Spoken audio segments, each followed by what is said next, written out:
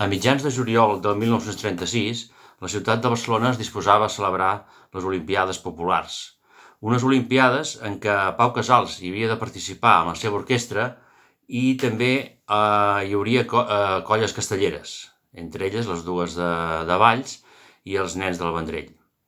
En aquestes Olimpíades es conjuminaven doncs aquests grans actes, però finalment el dia abans es van haver de suspendre per l'alçament militar que va ocasionar l'inici de la Guerra Civil Espanyola.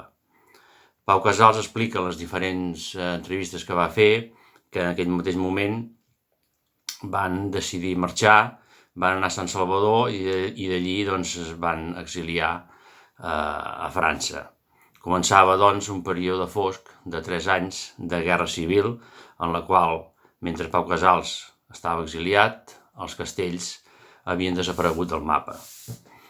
Des del seu exili, Pau Casals va continuar estant comunicat amb gent de la vila que li anaven explicant coses que anaven passant al Vendrell i també en contacte amb gent que sabien una mica com anava el tema dels castells.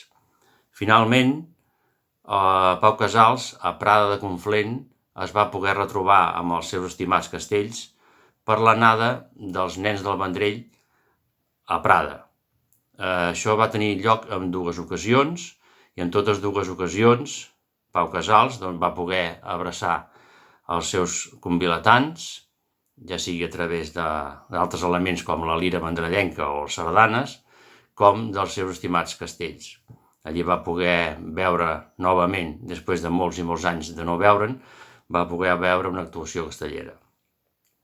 Molt emocionat, aquestes 2 actuacions van ser les darreres que Pau Casals va poder veure castells en directe.